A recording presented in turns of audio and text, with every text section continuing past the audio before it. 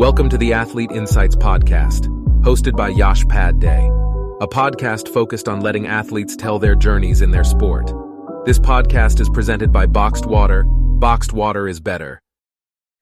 Welcome into another episode of the Athlete Insights Podcast. Today I've got my guest, Jackson Hoops. He's a former Northern Colorado offensive lineman at the University of Northern Colorado, and now he's the current offensive line coach at Emporia State University. So, Jackson, appreciate you taking the time. I know it's the off season. I know recruiting and February, I think, is a dead period, if I'm not wrong, on the NCAA side of things. But appreciate you taking the time and coming on and spending it with me, man. Friday, especially. Absolutely. Yeah. Yeah. Thanks for having me. Can you talk about, and I like to start from where you started to where you are now at Emporia State, but can you talk about the first time that you really fell in love with sport, the first time you really encountered sport in that realm? Yeah. So it was really, kind of going back to when I was a little kid. Mhm. My grandpa was a high school football coach for a long time in Colorado, and um, I feel like he was probably the one that really got me into it. Seeing him being around football so much, him and my dad especially. Um, so just kind of be growing up around football. I think I've always just kind of, I don't know if there's been a moment where I could say, oh, this is like, oh, I, wasn't in love with football. Now I am. It was just kind of always been a part of me, part of who I am, and Gotcha. really in my DNA. So Gotcha. And did you play? I know you played when we met at Northern Colorado, and your time in Northern Colorado, you were an offensive lineman. But did you play other positions growing up in youth football? I mean, yeah, I played a little bit on the defensive line, but I felt like I was always better at offense, and Yeah. so it, got me to where I am now.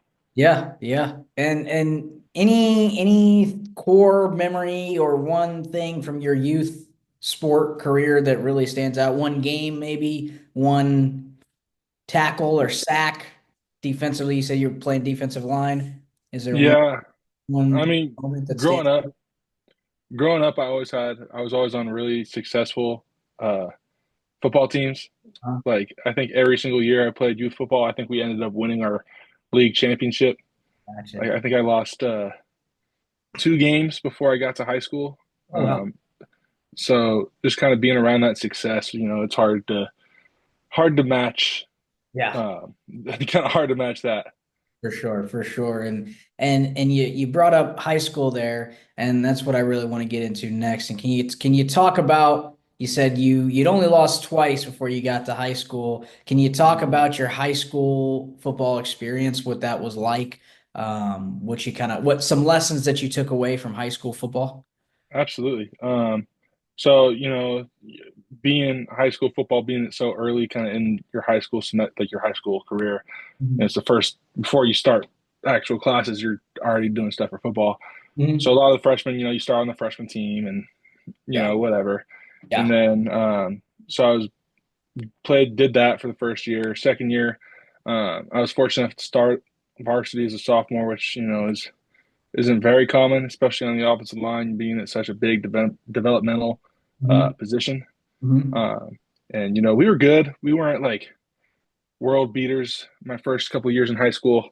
Yeah. Um, I mean, we were in the highest classification in 5A at the time. I think now they're 6A, but at the Mhm. time I was in high school, 5A was the top. And I Gotcha. started out at Chaparral High School. I think my sophomore and junior year, we went 7-3 both years. Wow. Okay. Um, Started every game, didn't miss one. Lost in the first round of the playoffs every single year up until my senior year. Gotcha. Um, After my junior year, my high school head coach got fired, Mhm. as well as pretty much the entire staff. And I decided to make the change and transfer to Valor Christian, where Ed McCaffrey was the head football coach. Mhm. Um, I knew Luke McCaffrey growing up, the youngest McCaffrey brother, the guy who's playing for the Commanders. And then Ed was also my little league coach. So him getting the job there and knowing what kind of program Valor has, and knowing my goals were to play college football, and Mhm. it was kind of the perfect storm. Yeah. Um, Being able to transition over to Valor. which was a complete culture shock for me. Gotcha. Um, I knew a couple people, but it wasn't like, oh, I know X, Y, and Z. I think I knew probably three, four people on the team. Hmm. So it was kind of hard at first. Luckily I did have football to kind of help me make friends my senior year, Gotcha. but Yeah. um, ended up having a lot of success at Valor. Went undefeated, was able to win state my senior year, so that was kind of cool to kind of ride off my high school career into the sunset, if you will. Yeah. There you go. Yeah. So that was super special, and but And, yeah, I think being a part of Valor was kind of close to being in a college football program. mhm. Um, I think we had, I think our starting offensive line, four or five of us had the chance to play college football. Yeah. One of them was actually the starting right tackle for the Baltimore Ravens, which is super cool. Oh, Um, Rosengarten, right? Is that? yeah, it's my Yeah. guy. Yeah. So Oh. having two guys that I played with that are Mhm. playing on Sundays is kind of like, growing up watching football, you're like, oh, these people are superhumans, and now it's like, oh, I know two people in the league. I know another kid that's on a practice squad. It's just Yeah. kind of like, It's wild, man. The connections you absolutely, build, and like you absolutely, said, the team atmosphere, right? You said that really helps you build friends, and that's the beautiful thing about football is that absolutely, team aspect and the bonding and the relationships, the relationships you build. And I'm sure as a coach now at Emporia State, you're really pouring in and building those relationships with the kids there and really connecting with them and doing a fantastic job out there. But absolutely. can you talk about I know you said you switched schools going into your senior year to Valor Christian and won a state title with Ed McCaffrey. But can you talk about your recruiting process in high school? When did that start? Kind of how did the recruiting process go and how did you end up at Northern Colorado? Yeah. So I didn't have a single scholarship offer until probably halfway through my senior year of high school. Okay. And my first offer was Chadron State in Nebraska. Okay. So I had a couple Division II offers. Mhm. I felt like I was kind of under recruited, Mhm. but ended up actually accepting Chadron State's offer. Was there my freshman year for about, I think it was actually um, a year. First, because it was right before COVID. It wasn't really a spot for me, and there's nothing against Chadron State or by any means, but it just I didn't fit in there. I wasn't. I was just immature 18-year-old who was more worried about not so much class. I wasn't really um, who's gonna know if I'm in class or not? Yeah. Kind of being, and it just didn't work out for me. And then I remember actually I um, missed a workout my freshman year after the season, and I Yeah. sat down with the head coach, and we kind of just said, this probably isn't the spot for me. And it was probably Mhm. 2 weeks before or 2 weeks after Coach McCaffrey got the job at Northern Colorado, Uh, and then so that connection really helped me out a lot. mhm. I was actually one of the first people in the transfer portal.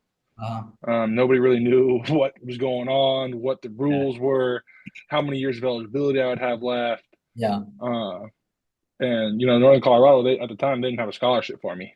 But, Mm. they were like, "Hey, come walk on," and I was truly blessed to have that connection and bring me to Northern Colorado. And it really was, honestly, at the time when it felt like the end of the world, ended up being one of the best things that ever happened to me. No, for sure, for sure. And Ed, Coach McCaffrey, excuse me, has impacted so many individuals through football, through his camps, through youth and little league like yourself. And so it's great to see kind of the impact that he's had and the impact that he had in bringing you to Northern Colorado. I'm grateful for that because then we were able to meet and connect and build the relationship and build the connection as well. So that was a great thing on I'd say on my part as well, on Absolutely. my perspective as well as being able to connect with all the football players at Northern Colorado and connect with those guys. But speaking of Northern Colorado, you transfer from Chadron to Northern Colorado. Can you talk about your experience playing for Coach McCaffrey in Northern Colorado, and then talk about your full experience playing at Northern Colorado post McCaffrey as well? Yeah. So when I first got to Northern Colorado, only person I really knew on the team was EA, Mhm. Elijah. Yep, Uh, I played Little League with him. We always played against each other growing up in basketball. gotcha. Um, so I knew him really well. But other than that, it was kind of really going in blind. Actually, I did know Zane Zinicola. He was a Hmm. freshman. We played together at Valor my senior year. Gotcha. But other than that, I didn't really know anybody. I was living in the dorms as a second year student, which Mhm. wasn't very common. Yeah. But I was fortunate enough to fall in line with some great guys and some great people. Mhm. My first during that COVID year, I was really the true walk on at the bottom of the totem pole. Hadn't really developed into the person I was when I left, which is, obviously a great thing. But like Mhm. first semester, um, Coach Baldwin, who was our office coordinator, Mhm. I honestly don't know if I ever heard him say my name, which Mm. is he was like, "Hey, big fella, yeah, hey, man." It Yeah. wasn't like I didn't really have a super huge relationship with him, Yeah. but and I was just kind of there in a sense. Mhm. Um, and luckily, as kind of that spring went on, I kind of started to grow out of my shell, Yeah. become a little bit more vocal, and truly like start to develop in the person that I am. Um, Started off with Coach Brandon Austin, who was my high school O line coach. He was my first O line coach at Northern Colorado. He Mhm. helped me a lot. And then after he left, Coach Burns, he is probably one of the most influential coaches that I've had as an offensive line coach. He was really the guy that believed in me. Mhm. Um, Going into that first season after COVID, I was a scout team guy. I was like borderline, hey, we're going to take this guy on travel, borderline not. Mhm. Some things happened, and halfway through the season, I was able to, start becoming not on the practice or the scout team, and started being working more in with the twos, and Gotcha. was able to play in, I believe, 7 games as a redshirt freshman. Okay. Whether it was certain packages or the game's kind of out of hand, let's get the guys who we think are going to play a little bit more later down the road some Mhm. time, and then yeah, so redshirt freshman year was definitely an experience. I Mhm. kind of experienced kind of every aspect of college football. Yeah. Um, and then after that season, our entire starting offensive line either graduated or transferred. Hmm. So it was truly like, oh, You're here we meeting new go. people. Yeah. Now, And then, so going into my redshirt sophomore year, we brought in a couple transfers, and I'm just a walk-on kid who, I mean, I played a little bit, but at the time, I'm like, well, I don't care who you bring in, yeah, you're not going to replace me. And yeah, I was fortunate enough to start every single game as a redshirt sophomore, yeah. um, and it was we had a good time. Mhm. It was I always think back to the Northern Arizona game that year and Uh, the fashion that we won that game with like I don't know, I can't even tell you now. It's probably like 8.5, 9 minute drive, go win the game 98 yards, Yeah, 2 point conversion.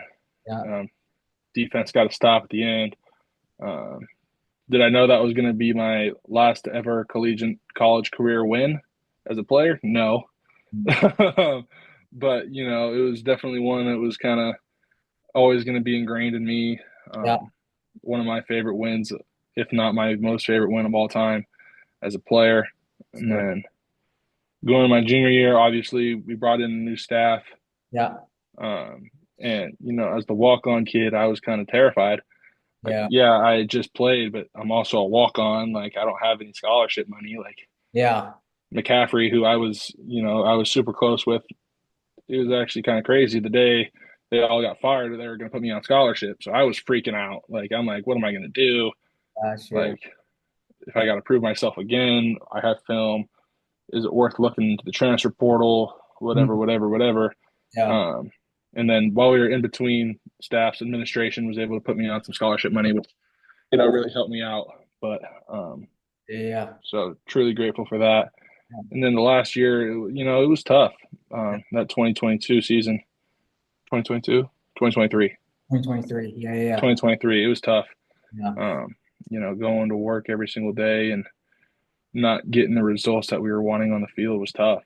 Yeah. And Yeah. you start 0 and 8, 0 and 9. I mean, I'm not gonna lie. I think everybody has, everybody kind of had the mentality. It's hard to show up to work the next day. It's like, what are we doing? It's not working.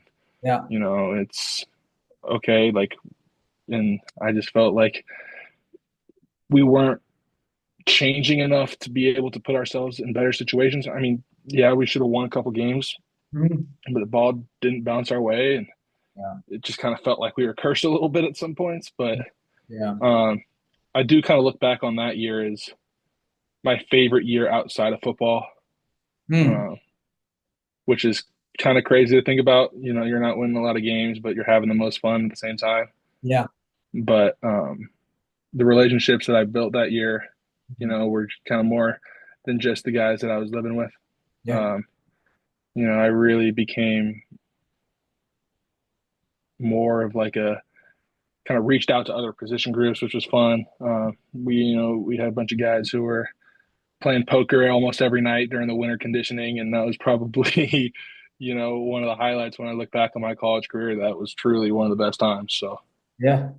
And what lessons would you say you learned from when you came to Northern Colorado from Coach McCaffrey, who you had known for a while, and played at Valor Christian for? And what lessons did you take from him in Northern Colorado, and what lessons and what advice did you take from Coach Lamb here at toward the tail end of your college career?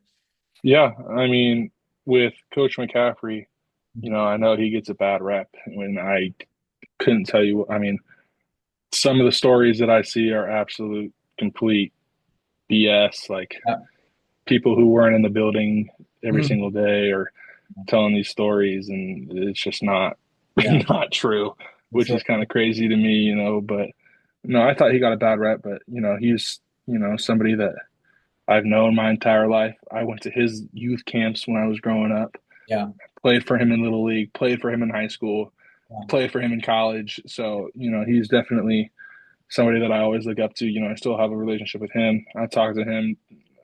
I mean, it's been a little bit, but not too long ago. But Yeah. when I kind of Yes. made the transition into coaching, he was kind of somebody that I kind of reached out to and just say, "Hey, this is kind of what I'm thinking about doing," and he was all about it. He was super happy for me, and And yeah, Coach he's just McCaffrey has, I mean, just the impact that he's had. Just, I mean, even my perspective. You talk about how he's impacted you as well. He's very impactful on my perspective as well, and in just our interactions and how he's always in contact as well. Anytime I have his number, anytime he wants want to talk, he'll be in contact, and it's great to have somebody like that in that regard. So. absolutely. People, that all came together. And then what about Coach Lamb? What kind of lessons did you take from Coach Lamb on the last couple of years? Yeah, I mean, one thing that I thought was really cool about Coach Lamb was the fact that he would kind of work out with us. Yeah. I thought that kind of, I think, brought us closer to him. At the beginning, it's like, oh, he's, I don't want to guess his age, but this guy who's a little bit older, who's older than us, is kind of doing the same thing. It's like, it's like, hey, like, if Yeah. he can do it, I can do it. So I thought that was something really cool that he would do with us. I mean, I'm sure he still does it. I haven't been around the program in about a year and a half now, but Yeah. But and you talk about when you transferred, you had a great career at Northern Colorado, and you kind of in 2020 2021 NIL really started to hit and really started to come into the form. Can you talk about, did you utilize NIL in any way while at Northern Colorado? Can you talk about your process with NIL, if there was any? for you in that regard? Uh, yeah, I mean, there wasn't really, I mean, it was still in the early stages of it. There Yeah, wasn't very many people, at Northern Colorado getting any NIL money. yeah, Um, yeah. I think the person that probably was the most lucrative was my roommate. I don't even know how much he made, Hmm. but I know he had some TikTok money. I don't even know. I mean, other than I think a couple videos, I don't know how much he really made. Gotcha. But Yeah, like NIL, like especially at the FCS level, is just not it's not as right. And I mean, like I said, I haven't been around the program in yeah, about a year and a half. Like I don't know what yeah, they're doing. I heard they're doing some sort of stuff for guys that like are 100% attendance in the weight room, which I think is super cool. But yeah. and now especially being around a Division II program, it's like NIL.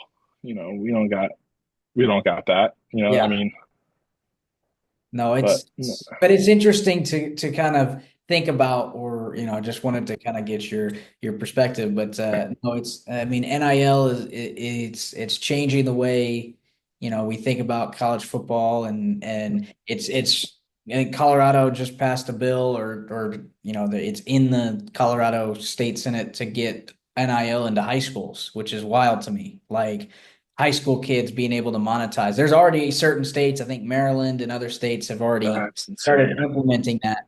But it's wild to me, like how that's going to change the way that we think about not just college football, but high school football. Yeah, that's Essentially high school kids or high school basketball, any high school sport for that matter. So it's going to be it's wild to see that process play out. And so absolutely. Yeah, I had no idea. That's that's crazy. yeah, no, it's wild. When I saw that, I was like, wait a second. And then ABC put out a whole like produced story about this basketball player. I forget his name now, but he's making a ton of money off of NIL, and he's like 16 years old in like Maryland or something. And it's wild for me in that process. But can you talk about now that you said Coach McCaffrey was very influential in when you transitioned to coaching Mhm. and coaching career, and I teach and I'm a professor. I have to I always think about a teaching philosophy when I'm teaching kids. Um, Jackson, when you're coaching, what's your coaching philosophy? What are the tenets of your coaching philosophy, if I may ask? No, yeah, that's a good question. I try to be, right now I'm not quite a full-time coach yet. I'm still a graduate assistant. I'm working through my master's degree. Gotcha. So I'm still kind of like the big brother in the room. Gotcha. So I try to be kind of definitely more of a player's coach.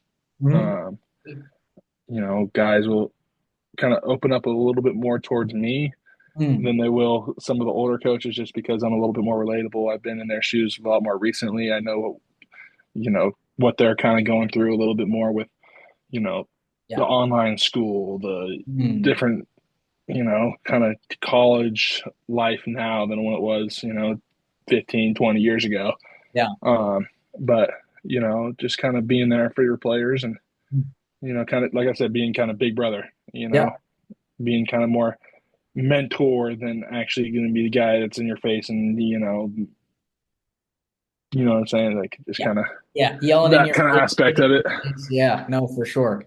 For sure. But I always like to ask that for coaches that come on just to kind of get an idea of kind of, hey, here's what my tenets are, and it's great to see you're coming up in the coaching side, and I know you'll finish out the master's degree, you'll do great, and I know you'll be a full-time coach soon, and really coaching is so beautiful. Coaching at when I coach from my perspective, coaching at coached at Greeley West when I was there in Northern Colorado for years, and Yeah, the impact really, like that to me is more than anything. The impact that you can have and the positive impact that you can have on young people is great.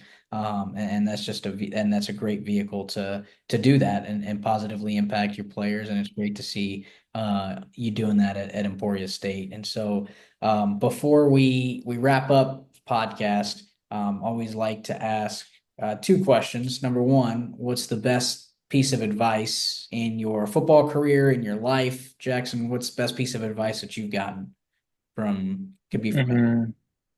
This one's kind of more of a personal advice Okay. is to somebody who's, been through literally every single stage of college football from the Mhm. bottom of the walk on to, Yep. you know, in 2023, Yeah. being the only returning starter is just like always kind of keep a chip on your shoulder. Mm. Um, recruiting processes, especially now with the transfer portal. Yeah.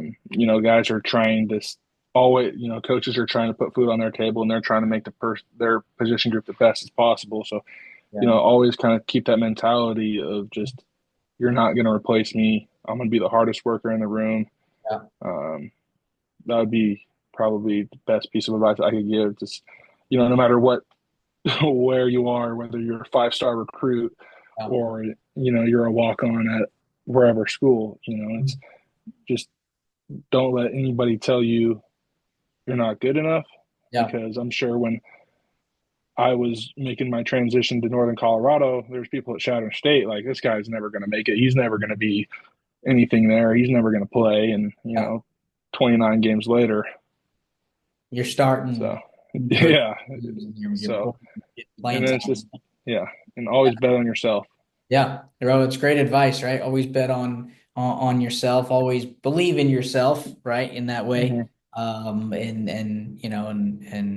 you've come a long way from youth league football with Ed McCaffrey to where you are now at Emporia State, and really creating a positive impact on players and people in that community in Kansas. So it's great to see you and great to reconnect with you, Jackson. And Absolutely. uh, Absolutely. it's a great thing. And like I said, I'm a big relationship guy. I know, you're the same way. I can assume that big on relationships, building relationships from what I hear you Most talk. definitely. It's great to see that connection there. But that's all the time we have for this episode of the Athlete Insights podcast. Again, I want to thank Jackson Hoops for joining me and spending time with me on a Friday night and chatting it up. But I'll have Jackson's social media handles on my video, and I'll have it in the description on YouTube. I'll have your social media handles on the Spotify description as well, so y'all can follow Jackson and his career, coaching career at Emporia State and beyond. And then you can follow my podcast on YouTube, Google Podcast, Apple Podcast, pretty much anywhere you get a podcast, you'll find this one. So appreciate you, Jackson, for taking the time. And we'll see you next time.